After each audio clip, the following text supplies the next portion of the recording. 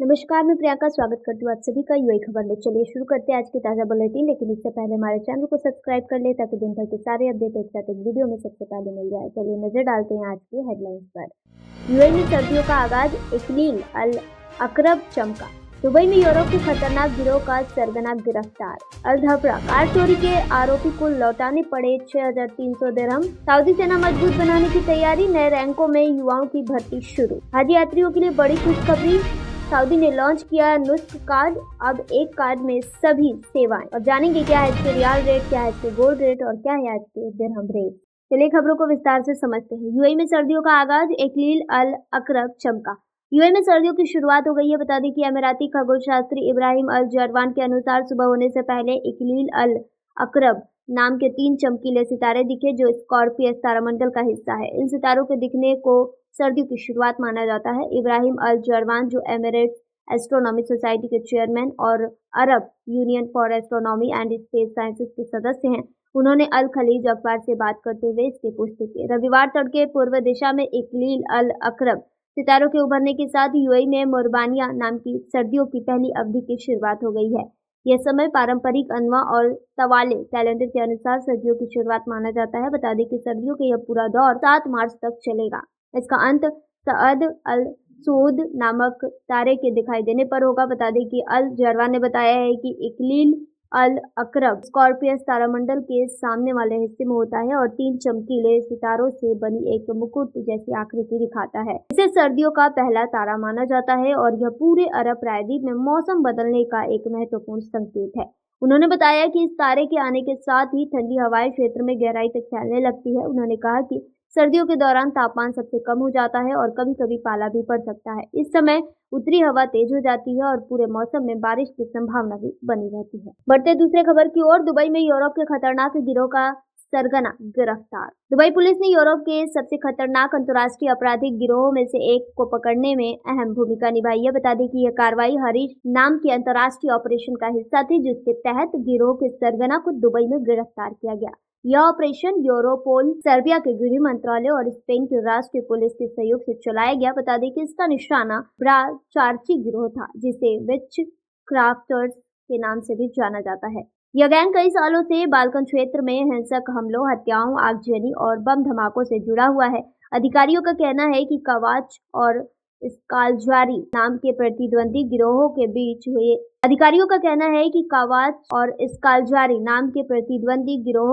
खून खराबे वाली लड़ाइयों में 2014 से अब तक 60 लोगों की हत्या हो चुकी है। ये बड़ी सफलता तब मिली जब सर्बियाई जांचकर्ताओं ने पता लगाया कि मार्को जोर्जेविच, जो कवाच गिरोह की व्राचार्ची उपशाखा का सरगना है, 16 अक्टूबर 2025 को बेलग्रेड में हुई एक हत्या का मुख्य आरोपी है। बता दें कि उसके नाम पर इंटरपोल रेड नोटिस जारी था और वह दुबई में रह रहा था।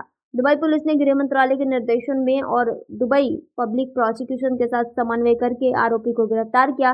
पुलिस ने कहा कि यह गिरफ्तारी एक अहम कदम था, जिसने गिरोह की कमांड संरचना को तोड़ने में मदद की। बढ़ते तीसरे खबर की ओर, अल धफड़ा में कार चोरी के आरोपी को लौटाने पड़े 6,300 दिरहम, जुर्माना लगा 3,000 दिरहम। अल धफड़ा प्राइमरी कोर्ट ने एक व्यक्ति को 6,300 दिरहम वापस करने और अतिरिक्त 3,000 दिरहम जुर्माना भरने का आदेश दिया है। बता दें कि यह फैसला उस मामले में आया है जिसमें उसने एक कार की खिड़की तोड़ी और नकद चोरी की। मामला तब शुरू हुआ जब कार के मालिक ने सिविल मामला दायर किया। उन्होंने चोरी की गई राशि की वसूली के साथ साथ 5,000 दिरहम हर्जाने की मांग की, जो इस घटना से हुई भावनात्मक और मानसिक चोट के लिए था। यह मुकदमा पुलिस की जांच और आरोपी के अपने कबूलनामे के बाद दायर किया गया।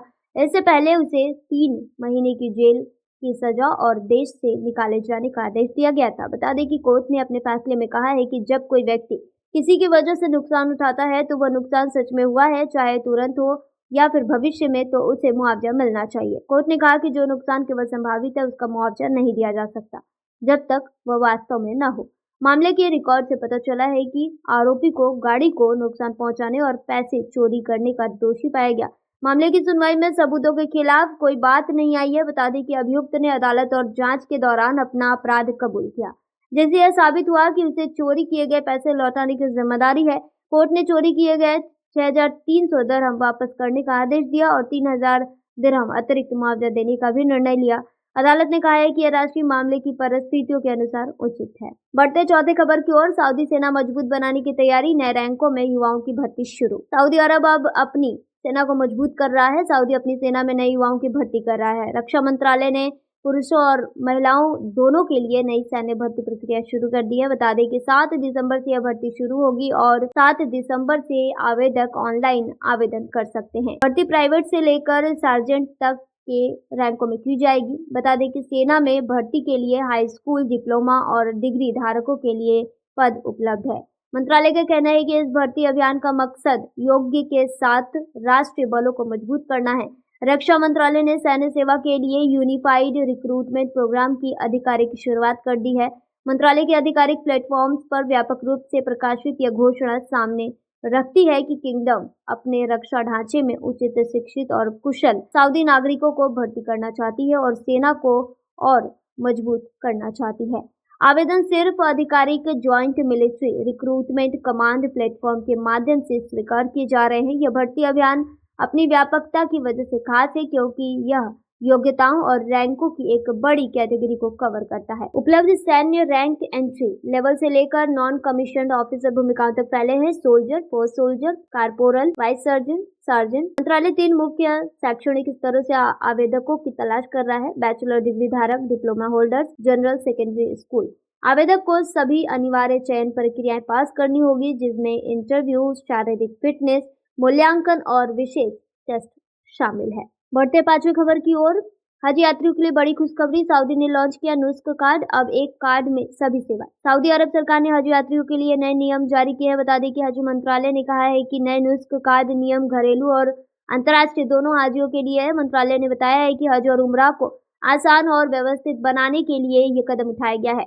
हज और उम्रा मंत्रालय का नुस्ख कार्ड अब घरेलू लोगों के लिए डिजिटल रूप में और विदेश से आने वाले यात्रियों के लिए प्रिंटेड रूप में उपलब्ध है। भारतीय बड़ी संख्या में हज के लिए जाते हैं, ऐसे में भारतीय मुसलमानों को भी इससे आसानी होगी। हज और उम्रा मिनिस्ट्री के डिजिटल ट्रांसफॉर्मेशन के अंडर सेक्रेटरी इंजीनियर अब्दुल अजीज अल मुताहमी ने बताया है कि नुस्ख अल उम्रा नाम के इस पहल का मकसद जरूरी तीर्थ सेवाओं को एक ही इस्तेमाल में आसान कार्ड में एक जगह इकट्ठा करना है।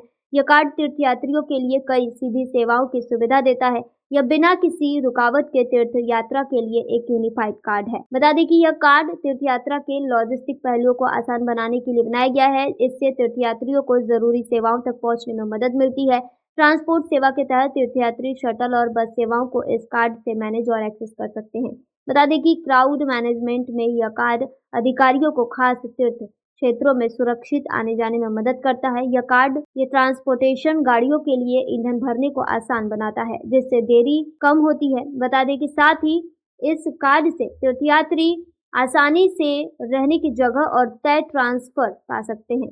इसके अलावा सेवाओं की बात की जाए तो यह कार्ड तीर्थयात्रा का अनुभव आसान और व्यवस्थित बनाने के लिए कई और जरूरी बातों को भी कवर करता है। बढ़ते छोटे खबर की ओर, जानेंगे क्या है इसके रियाल रेट। आज एक सऊदी रियाल में 23.98 रुपए, जो पिछले दिन 24.03 था। वही एक सऊदी रियाल में 38.32 नेपाली रुपये है, जो पिछले दिन 38.38 नेपाली रुपये था। वही एक सऊदी रियाल में 32.508 बांग्लादेशी टका है, जो पिछले दिन 32.67 बांग्लादेशी टका था। वही एक सऊदी रियाल में 74.7 पाकिस्तानी करेंसी है, जो पिछले दिन 74.77 पाकिस्तानी करेंसी था। वही एक सऊदी रियाल में 23.95 भूटानी करेंसी है, जो पिछले दिन 23.99 भूटानी करेंसी था। और जानेंगे क्या है आज के गोल्ड रेट। दुबई में आज 18 कैरेट सोने का दाम 385 दिरहम है, जो पिछले दिन 385.75 दिरहम था। यानी कि आज की गोल्ड रेट 18 कैरेट की भारतीय मुद्रा में बात करें तो 9,431 रुपए के हैं। 22 कैरेट गोल्ड का दाम 468.25 दिरहम प्रति ग्राम है, जो भारतीय मुद्रा में 11,470 रुपए के होते हैं, जो पिछले दिन 469.25 दिरहम प्रति ग्राम था। वहीं दुबई के 24 कैरेट सोने का दाम 505.75 दिरहम है, जो पिछले दिन 506.75 दिरहम था। वहीं आज के 24 कैरेट सोने का दाम भारतीय मुद्रा में बात करें तो 12,388 रुपए के हैं। जानेंगे क्या आज के दिरहम रेट। आज एक यूएई दिरहम में 24.49 रुपया है, जो पिछले दिन 24.47 था। वहीं एक यूएई दिरहम में 39.15 नेपाली रुपये है, जो पिछले दिन 39.22 नेपाली रुपये था। वही एक यूएई दिरहम में 33.29 बांग्लादेशी टका है, जो पिछले दिन 33.39 बांग्लादेशी टका था। वहीं एक सऊदी रियाल में वहीं एक यूएई दिरहम में 76.33 पाकिस्तानी करेंसी है, जो पिछले दिन 76.37 पाकिस्तानी करेंसी था। वहीं एक यूएई दिरहम में 24.47 भूटानी करेंसी है, जो पिछले दिन 24.52 भूटानी करेंसी था। तो ये थी आज की ताज़ा बुलेटिन। ऐसी ताज़ा अपडेट के लिए बने रहिए यूएई खबर पर। धन्यवाद।